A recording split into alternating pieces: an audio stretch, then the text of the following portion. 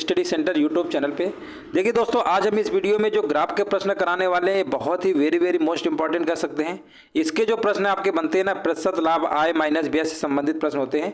और ये जो प्रश्न आते हैं ना, तो अगर आपने नहीं लगाया तो बहुत सारे लोग लगा भी नहीं पाते हैं। बहुत ही ध्यानपूर्वक समझिएगा ये वीडियो को, क्योंकि इससे एग्जाम में अगर प्रश्न बनेगा तो फिर मान लीजिए कि आपका नंबर पक्का हो जाएगा। यहाँ पर देखिए फार्मूला लिखा हुआ है, लाभ बराबर आय माइनस व्यय, प्रतिशत लाभ बराबर आय माइनस व्यय बटे व्यय गुणे 100। अगर ये फार्मूला नहीं भी लिखा होगा तो आपको याद रखना है, क्योंकि कई बार क्या होता है ना, फार्मूला लिखता नहीं है, फिर आप सोचेंगे लगाएं कैसे। जैसे आप पढ़ते थे उसमें लाभ हानि में पढ़ते थे ना, क्रय मूल्य और विक्रय मूल्य में क्या पढ़ते थे, प्रतिशत लाभ बराबर क्या पढ़ते थे, एसपी माइनस सीपी अपान सीपी इंटू 100। तो सीपी होता क्या था, क्रय मूल्य होता था। अब यहाँ व्यय का मतलब है जैसे हमने कोई चीज़ खर्चा किया, ठीक है ना। जैसे एग्जाम्पल मैं आपको समझा दे रहा है, जैसे हमने मान लो 10% लिखा है, ये 10% लिखा है।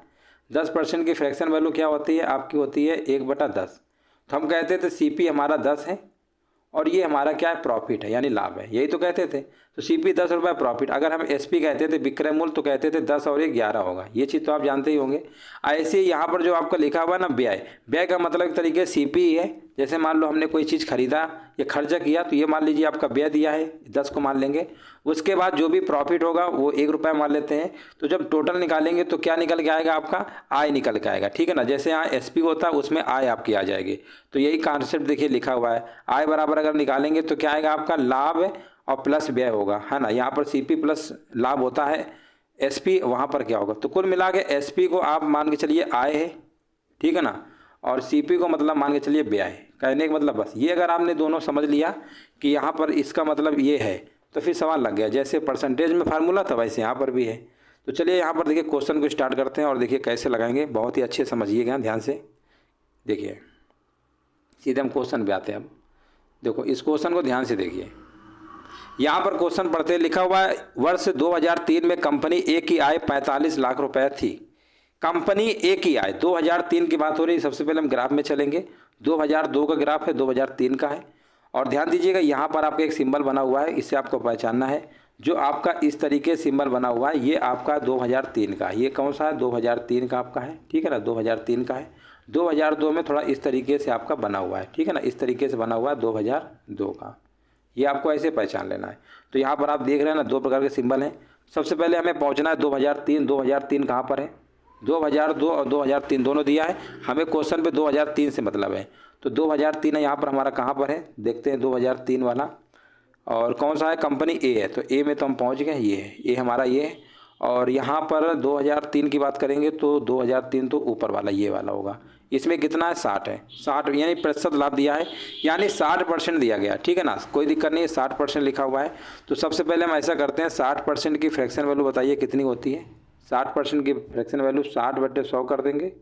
इसको थोड़ा सिंप्लीफाई कर लीजिए, 20 3 का 60 और 20 पंचे 100 होता है, यानी ये 3/5 आपका आ गया। कितना आ गया, 3/5 आपका आ गया। अब जो 5 है ना, ये आपका क्या, ये आपका व्यय होगा, ये आपका व्यय होगा, अभी हमने बताया था। ये आपका लाभ होगा, ये आपका क्या होगा, लाभ होगा, ठीक है ना। ये आपको मतलब मालूम होना चाहिए। अब यहाँ पर ध्यान दीजिएगा, प्रश्न में लिखा हुआ है कंपनी ए की आय, आय अभी हमने बताया था, जैसे एसपी निकालते थे सीपी प्लस प्रॉफिट होता था, क्रय मूल्य प्लस लाभ। ऐसे ही व्यय और लाभ को जोड़ देंगे, यानी 8 यूनिट होगा। तो हम कह सकते हैं 8 यूनिट बराबर हमारा टोटल आय दिया गया है यहाँ पर 45, एक ही आय 8 बराबर 45। उस वर्ष उसका व्यय कितना होगा, व्यय तो 5 यूनिट है, यानी 5 यूनिट आपसे पूछा गया है। आप निकाल सकते हैं 45/8 गुणते 5, इसको आप सॉल्व कर लीजिए, आपका आंसर आ जाएगा 5 25, ठीक है ना, 5 25, 5 को 20, 2 22/8 इतना कर लेंगे। अब इसको आपको क्या करना है, भाग दे लेना है। भाग दे लेंगे तो आपका आंसर जो है आपका आ जाएगा। तो इसमें भाग दीजिए, कितनी बार जाएगा, 8 3 का 24, 3 बार जाएगा, 8 दूनी 16, 2 बार जाएगा, पहले 2 बार जाएगा, 8 दूनी 16, ठीक है ना, बचेगा 6। फिर होगा आपका 65, 8 अट्ठे 64, है ना, 8 अट्ठे कितना होगा 64। यानी इसको जब दोस्तों सॉल्व कर लेंगे तो आपका आंसर 28.125 आएगा। इसको भाग दे लीजिएगा, तो आंसर जो आपका यहाँ पर आएगा, विकल्प नंबर यहाँ पर क्या होगा, डी नंबर आपका करेक्ट आंसर आपका होगा। उम्मीद है ये क्वेश्चन आपको समझ में आ गया होगा। जब भी ग्राफ के सवाल होंगे ना, तो आपको ऐसे ही आपको लगाना होगा। चलिए नेक्स्ट प्रश्न देखते हैं। और यहाँ पर देखिए अगला प्रश्न आपको जवाब देना है। वर्ष 2002 में, यहाँ पर देखिए आपको बताना है, वर्ष 2002 में कंपनी सी द्वारा यहाँ पर किया गया व्यय आपका 38 लाख था, तो उस वर्ष उसकी आय क्या थी। 2002 में पहले पहुँची है, लेकिन कंपनी पहले सी में हम पहुँच गए। अब यहाँ पर बोल रहा है 2002, 2002 तो ये आपका ये वाला है, ये वाला सिंबल है। देखिए 2002 में कहाँ पर है, 2002 में देखते हैं तो यहाँ पर आपका आ जाएगा इस तरीके का सिंबल, यहाँ पर ऊपर लिखा हुआ। ऊपर देखिए, ऊपर तो 60 है, ये 50 है, इसके बीच में आ रहा है, इसके बीच में आ रहा है यानी 55 होगा, है ना। तो सबसे पहले हम ऐसा करते हैं 55% आप पहले ऐसा करिए। व्यय आपका लिखा हुआ है 38, है ना, कितना लिखा हुआ है 38 लाख है, उसकी आय पूछा गया है। तो व्यय आपका दिया है, जैसे आप उसमें पढ़ते थे सीपी एसपी के केस में क्या पढ़ते थे, सीपी में जब भी हमें एसपी निकालते थे तो सीपी में उतना ही परसेंट निकाल लेते थे। ये मान के चलिए सीपी दिया है तो आप 38 लाख लिखिए इंटू ये कितना आपका आया था 55 आया था, यानी 155% इसी को निकाल लीजिए। 155% इसी को सॉल्व कर लीजिए, आपका आंसर आ जाएगा 5 3 15, 5 1 5, 5 2 10, ठीक है ना। यहाँ पर इसको अब आप सॉल्व कर लेंगे तो आपका जो आंसर है आ जाएगा, ठीक है ना। यहाँ पर 31 से गुणा करना पड़ेगा, 31 38 का गुणा करना पड़ेगा और 20 से भाग देना पड़ेगा।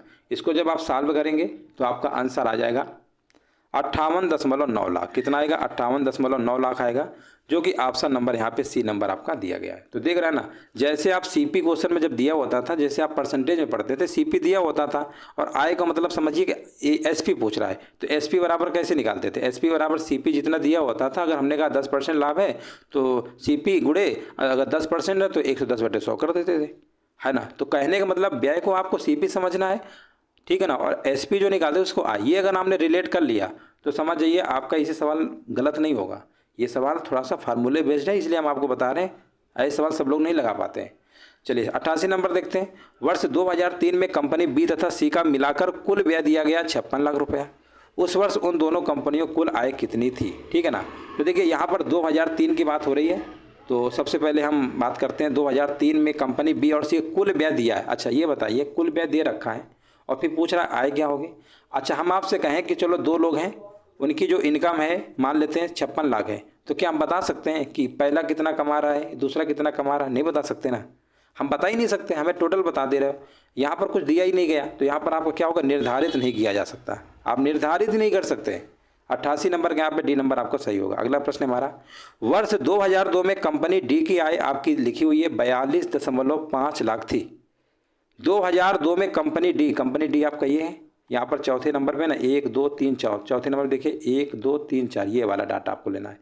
इसमें आपको बोला है 2002 में, 2002 तो आपका इस तरीके से आपका कहाँ पे ऊपर वाला है, ऊपर वाला आपका यहाँ पर देखिए 70 है, यानी ये 70 लेना है, 70 है। तो लिखा हुआ है यहाँ पर आय लिखा हुआ है 42.5 लाख थी, अर्जित लाभ की राशि क्या होगी, है ना।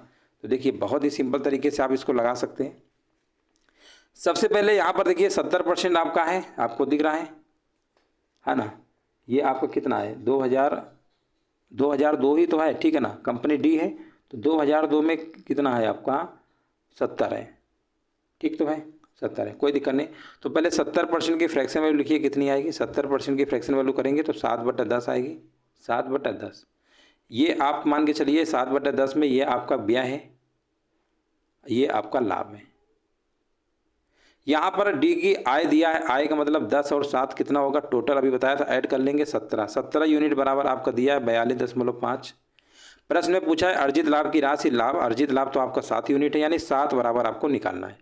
तो 42.5/17 × 7, इसको आप सॉल्व कर लेंगे, आपका आंसर आ जाएगा। इसको जब सॉल्व करेंगे तो आपका आंसर आ जाएगा 89 नंबर में आपका आएगा, यहाँ पर 17.5 लाख आएगा। सॉल्व कर लीजिएगा, विकल्प नंबर आपका यहाँ पर बी नंबर करेक्ट आंसर आपका होगा। देख रहे हैं ना कितना आसान है, एक बार अगर आप समझ गए ना आय व्यय वाला, कभी गलत हो ही नहीं सकता है। अगला प्रश्न देखते हैं। 90 नंबर देखिए पूछा गया, वर्ष 2002 और 2003 में यदि कंपनी ई का व्यय समान है तो 2002 और 2003 में उनकी आय का अनुपात क्या होगा। तो पहले हम देखिए यहाँ पर हम बात करने वाले हैं 2002 की बात हो रही ना, तो 2002 आपका कहाँ पर है और 2003 ई की बात हो रही, कंपनी ई, यानी यहाँ पर लास्ट से दूसरा है। तो यहाँ पर दोनों को देख लेते हैं, 2002 में कितना है, तो 2002 नीचे वाला है, नीचे वाला तो आपका कितना है, नीचे वाला देखिए ये तो 70 है और इसके बीच में आ रहा है 75 होगा, है ना, 75 होगा, ठीक है ना, कितना होगा 75 होगा, और ऊपर वाले का 80 है, यानी 2002 में जो आपका है ना, 2002 में कितना है यहाँ लिख दे रहे हैं, 2002 में कितना है आपका 75% है, और 2003 में अगर हम बात करने वाले हैं तो ये आपका 80% है। ये आपको डाटा दिख रहा होगा, इसमें कोई दिक्कत नहीं है। अब यहाँ पर हम पहले इसको कर लेते हैं। 75% की फ्रैक्शन वैल्यू क्या होती है? 3/5 आएगी 75% की। अब दूसरे वाले के निकालते हैं। दूसरे वाले का देखिए, दूसरे वाले का 80% है, इसकी आएगी 4/5 आएगी, 4/5। ठीक है ना, 20 चौको 80, 20 पंचे 100, 25 त्रिका 75। अब 25 चौको 100 होता है, सॉरी 75% को लिखेंगे ना फ्रैक्शन में, 25 त्रिका 75, 25 चौको 100, ये आपका आएगा। ठीक है ना, ये आपका आएगा। बस 75% को फ्रैक्शन बदला और 80% को बदला। ये आपको पता है ना, नीचे वाले आपका ब्याह, ये क्या है? ब्याह है, ये भी ब्याह ही है, ये भी आपका ब्याह ही है नीचे वाला, ऊपर वाला लाभ है। प्रश्न में बोला है ब्याह समान है, ये तो भाई 5 4 4 कहाँ समान है? तो आप ऐसा करिए 5 गुणा इसमें कर दीजिए। जब इसमें 5 करेंगे तो नीचे भी करना पड़ेगा 5 का, इसमें कर दीजिए 4 का, इसमें भी कर दीजिए 4 का। तो नया रेशियो बनाइए, कितना आएगा? 5 त्रिका 15, 5 चौको 20 आएगा। यहाँ पे आएगा 4 चौको 16, 4 पंचे 20। अब ध्यान दीजिएगा, दोनों तरफ हमारे क्या है? ब्याह क्या है? समान हो गए। बोला है प्रश्न में, उनकी आय का अनुपात पूछा है, तो आय का अनुपात आप नहीं निकाल पाएंगे, है ना। ब्याह क्या, दोनों जगह क्या हो गया? समान हो गया। व्यय आपका समान हो गया। आय दोनों को जोड़ देते हैं, हमने बताया था आय जोड़ देते हैं। तो 20 और 30 कितना होता है आपका? 35 आएगा। और इधर जोड़ेंगे तो 36, इधर आएगा 36। देख रहे हैं ना, मतलब ये प्रॉफिट, जैसे आप एसपी निकालते हैं ना, एसपी कैसे निकालते हैं? CP plus profit. ये मान लीजिए सीपी है, सीपी के तरीके व्यय ही तो है, बस जोड़ लेंगे, आंसर आपका आ जाएगा 35 और 36, विकल्प नंबर आपका ए। तो देख रहे हैं ना, ये सवाल जो आपको वाकई में समझने वाला था, है ना, इस तरीके से आपको लगाना था। अब अगला प्रश्न देखते हैं। देखिए दूसरा ग्राफ है, यहाँ भी हमारे 86 से लेकर 90 नंबर तक शुरू है ना। देखिए 86 से 90 नंबर तक शुरू है। देखते हैं 86 नंबर। देखिए आपसे पूछा गया है, वर्ष 2002 और 2003 में कंपनी बी की आय क्रमशः 3:4 के अनुपात में थी, तो इन 2 वर्षों में उस कंपनी का व्यय का अनुपात कितना था? देखिए कैसे लगाएंगे। यहाँ पर आपसे व्यय पूछ रहा है, यानी सीपी का रेशियो पूछ रहा है। सीपी एक तरीके से व्यय ही होता है। तो जब आपका एसपी दिया होगा, एसपी मान के चलिए आय दिया है, ठीक है ना। अगर यहाँ पे अगर ये व्यय का अनुपात दे के अगर आय का पूछता तो हम क्या करते? 3 गुणते जितना भी परसेंटेज आपके प्रॉफिट है ना, 100 में जोड़ के गुणा कर देते, आंसर आ जाता। लेकिन जब कभी आय दे दे, व्यय पूछे, तो आपको क्या करना? जो रेशियो दिया है ना पहला वाला, 3 दिया, 3 लिख लीजिए बटे। कंपनी बी की बात हो रही है 2002 में। आप चलिए 2003 में कंपनी बी देखिए कौन सी है। कंपनी ए इसमें आपका ऊपर वाला है और कंपनी बी जो है आपका नीचे वाला है। तो 2002 में कंपनी आपके यहाँ पर आ रही। अच्छा ये तो एक ही आ रही, ये नहीं होगा, एक सेकेंड, ये वाला होगा ऊपर वाला। देखिए ये वाला, ये जो हमने डार्क कर दिया ये। तो इसके सामने देखिए ये 40 और 50 के बीच में यानी 45 आएगा। तो 100 में जोड़ के लिखिएगा, हमेशा याद रखिएगा 100 में जोड़ के लिखना है। तो यहाँ पर कितना आएगा? 145 आएगा। नीचे लिख देंगे ऐसे 145%, ठीक है ना। परसेंटेज से कोई मतलब नहीं है, बटे लिखेंगे। दूसरा वाला 4 है बटे। अब यहाँ 2003 में बी की बात करेंगे तो बी का तो आपके यहाँ पर है, ये वाला ग्राफ आ रहा है ऊपर, ये आपका 50 है, यानी 150 कर देना है, ठीक है ना। ये तब हम करते हैं ये कंडीशन जब हमें आय दिया होगा और व्यय पूछेगा। अगर मान लो यहाँ व्यय दिया होता, अब देखिए इसी सवाल में समझा रहे हैं, अगर मान लो ये व्यय का रेशियो दे दिया होता क्वेश्चन में 3:4, व्यय दे दिया होता और आय आपसे पूछता, आय पूछता, तो फिर हम 3 गुणते 145 करते, अब बटे करते 4 गुणे 150। ये चीज़ को समझिए ध्यान से। जब केवल व्यय का रेशियो देके आय का पूछेगा तो सीधे सीधे गुणा कर देंगे। 3 में जितना दिया होगा परसेंटेज 100 में जोड़ के गुणा कर देना है। बट अगर आय दिया होगा अब व्यय पूछेगा तो आपको ऐसे लिखना है, उल्टा लिखना है, मतलब 3 के बट्टे में लिखना है। बस आपका सॉल्व हो गया। अब इसको सॉल्व कर लीजिए, आपका आंसर आ गया, है ना। ये सिर्फ आपको समझाने के लिए बता रहे थे कि कैसे हो रहा है, ठीक है ना। बस ये दोनों चीज़ें याद रखिएगा। आय व्यय के सवाल जब बनेंगे, जैसे सीपी एसपी नहीं लगाते थे, सीपी एसपी निकालते थे, सीपी गुणते जितना भी परसेंट प्रॉफिट हुआ, मान लो 10% हुआ तो एसपी बराबर क्या लिखते थे। जैसे मान लो अभी तुम आपको देखिए समझा रहे हैं, एसपी जब हम निकालते थे एसपी बराबर समझ लीजिए, जिससे सीपी मान लो हमने कहा 10% का प्रॉफिट है, हमें मान लो सीपी हमें दिया है मान लो 500, सीपी हमें दिया है 500, तो एसपी कैसे निकालते थे? 500 गुणते एसपी गुणते, अब एसपी जो हमें 500 मान लो सीपी दिया ही है, तो हम क्या करते थे कि जो सीपी आपका दिया गया है ना, सीपी दिया गया 500 और गुणते 110/100 कर देते थे। यही तो करते थे, 110% लिखिए या 110/100 लिखिए, करते तो यही थे ना। अब जब क्वेश्चन में मान लो एसपी दिया है, सीपी निकालते थे तो फिर उल्टा लिखते थे। फिर कैसे लिखते थे? मान लो एसपी अगर आपको दिया है मान लो 500 और सीपी हमको निकालना है, तो फिर हम लोग क्या करते थे? फिर हम लोग ऐसे करते थे, ये जो 500 लिखा है ना, ये तो 500 लिखते ही थे, ठीक है ना, और इंटू 100 ऊपर लिखते थे। यहाँ पर जितना भी परसेंट प्रॉफिट हो रहा है 110 को हो रहा है 110 ऐसे लिखते थे, ठीक है ना। इसमें 110 ऊपर लिखा है, 100 नीचे आया, इसमें 100 ऊपर पहुंच जाता था, 110 नीचे। ये चीज़ आपको समझा रहे थे। तो चलिए, यह तो आपका परसेंटेज से रिलेटेड हो गया, इससे कोई मतलब ही नहीं। हम सीधे क्वेश्चन पे आते हैं।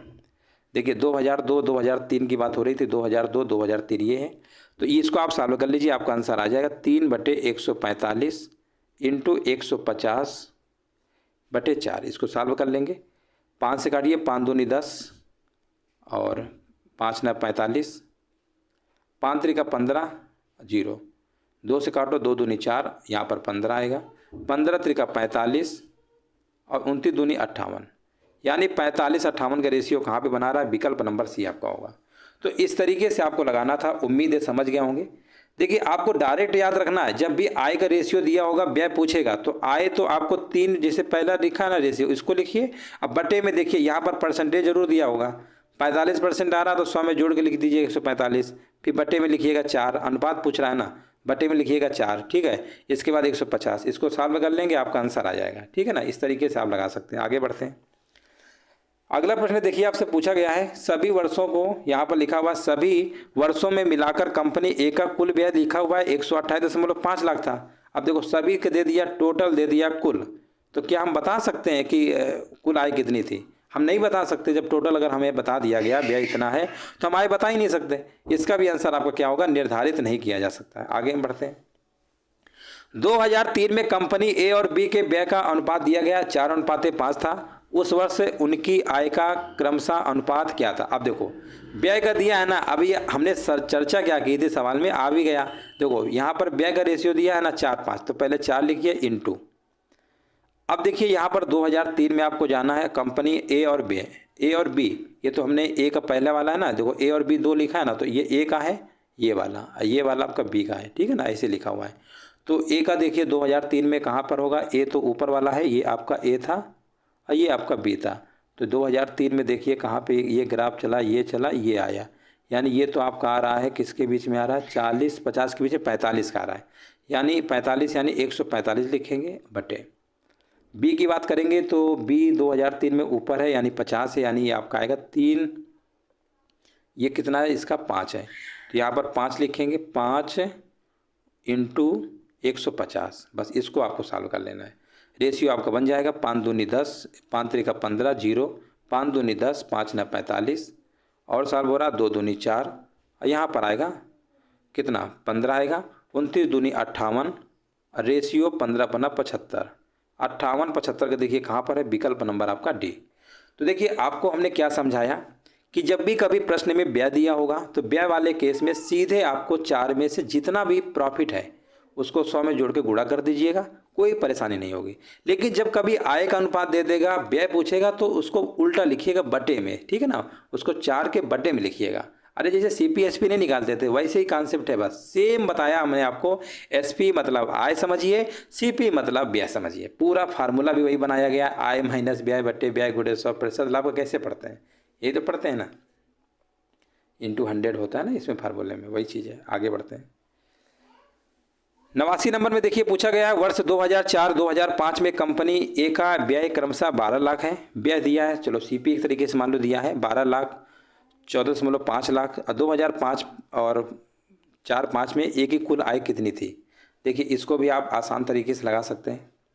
सबसे पहले आपको देखिए कैसे लगाना है। यहाँ पर 12 दिया है ना, तो आपको क्या करना है? 12 तो आपको लिखना ही पड़ेगा। 2004 है, 2004 आपका ये और 2005 ये। कंपनी ए दोनों की बात हो रही है। कंपनी ए तो आपका ये वाला था और कंपनी बी आपका ये था। ग्राफ में देखिए, ध्यान से देखिए, ये वाला ग्राफ आपका यहाँ पर है, ए वाला, और एक ये वाला है। तो इसकी ग्राफ की वैल्यू देखेंगे तो आपका 50 है, इसको देखेंगे तो 60 है।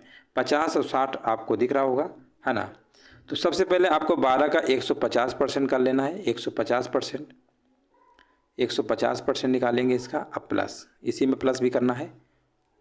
और कुल पूछ लिया है ना, कुल, तो इसका मतलब 14.5 आपका और है, 14.5 लाख है आपका। और इसका निकालेंगे कितना आपका आया था इसमें? आपका 60%, यानी 160%। ऐसे सॉल्व कर लेंगे, है ना। दोनों देखिए सॉल्व करना पड़ेगा। ये भी आपका 150/100 होगा। इसको सॉल्व करेंगे, इसको सॉल्व करेंगे, आंसर आपका आ जाएगा। इसको सॉल्व करेंगे तो कितना आएगा? 150 मान लीजिए बटे में 100 आएगा। तो 0 0 काटेंगे, 5 3 का 15, 5 दूनी 10, 2 6 का 12 यानी 18 आएगा। इसका 18 आएगा। ये 0 0 काटिए, 2 2 8 16, 2 5 10, 5 दूनी 10, 5 ना 45 है ना, 8 ना 72, 8 दूनी 16, 16 7 23 होता है, दशमलव लगा देंगे यानी 18 23.2 आएगा। इनको जोड़ लेंगे तो 41.2 लाख आएगा। कितना आएगा? 41.2 लाख आएगा आपका। 41.2 लाख कहाँ पे लिखा हुआ है? विकल्प नंबर आपका ए नंबर। देख रहे हैं ना, सिर्फ कैलकुलेशन है ना, कैलकुलेशन है और कुछ नहीं। कर लेंगे, आगे बढ़ते हैं। यदि कंपनी ए एवं बी का वर्ष 2001 में व्यय एक समान था और दोनों कंपनियों कुल आय 116 लाख थी, तो वर्ष दोनों कंपनियों का कुल व्यय कितना होगा? देखिए, ऐसे प्रश्नों का भी हमने आपको बताया था कैसे लगाएंगे। ए और बी की बात हो रही, 2001 में हम गए और ए और बी की बात हो रही। ए तो हमारा ये, बी हमारा ये। एक का 40 है, एक का आपका कितना है? 50 है। कोई दिक्कत नहीं है। तो सबसे पहले हम ऐसा करते हैं, ठीक है ना, कंपनी ए की बात हो रही है। ए का तो आप मान के चलिए 40 ही है। तो 40% की फ्रैक्शन वैल्यू कितनी होती है? 40% की फ्रैक्शन वैल्यू करेंगे तो 20 दूनी 40, 20 पंचे 100 होती है, यानी 2/5 आएगा। और उसका निकालेंगे दूसरे वाले का, 2001 की बात हो रही ना, बी की बात करेंगे तो यहाँ पर 50 है यानी 1/2 आएगा इसकी फ्रैक्शन वैल्यू। इसकी ये आ गई। बोला गया ब्याज समान था। भाई ब्याज कहाँ समान है? नीचे वाला तो एक में 5 एक में 2 है। इसको समान करने के लिए एलसीएम से गुणा कर देंगे। इसमें 2 कर दो, इसमें 5 कर दो, क्रॉस मल्टीप्लाई कर दो। बस दोनों में करते हैं, लेकिन 2 का इसमें भी करेंगे और 5 का इसमें भी कर देंगे। आप कर लो कितना आएगा? 2 दूनी 4, 2 पंचे 10, रेशियो बना लो, 5 एकम 5, 5 दूनी 10। अब देखिए ब्याज दोनों तरफ सेम हो गया ना, बोला समान, हमने समान कर लिया। कुल आय यानी 10 4 14, 10 5 15। 14 और 15 कितना होता है? 14 15 तो आपका 29 होता है। कितना होता है? 29 होता है ना। 29 बराबर क्वेश्चन में दिया गया है। टोटल कितना दिया गया है? 116 के बराबर दिया गया है। प्रश्न में बोला गया है, क्या बोला गया है कि उनका कुल व्यय कितना था? व्यय यानी 10 10 कितना है? 20 यूनिट, यानी 20 यूनिट आपको निकालना है। तो 116/29 आएगा, अगुड़ते आपका 20 हो जाएगा, है ना। 29 4 नहीं है, 4 नहीं है, 36 4 दुनिया था, 29 नहीं है, कितना होता है? 116 होता है। 4 × 20 करेंगे तो 80 आएगा। कितना आएगा? 80 लाख रुपया। आंसर आपका यहाँ पर बी नंबर होगा। 80 लाख रुपया होगा, यहाँ पर बी नंबर होगा। तो उम्मीद करते हैं दोस्तों, यहाँ पर आपको जो 10 क्वेश्चन हमने करवाया है ये आपको समझ में आ गए होंगे। आय व्यय से संबंधित हमने आपको पहले भी बताया था। इस टाइप के सवाल अगर आपने एक बार नहीं लगाया तो एग्जाम टाइम में आप नहीं लगा पाएंगे, क्योंकि इसको थोड़ा समझना था। ये एसपी सीपी से रिलेटेड नहीं था, आय व्यय से रिलेटेड था। जब एक बार पढ़ लेंगे तो आपको गलत नहीं।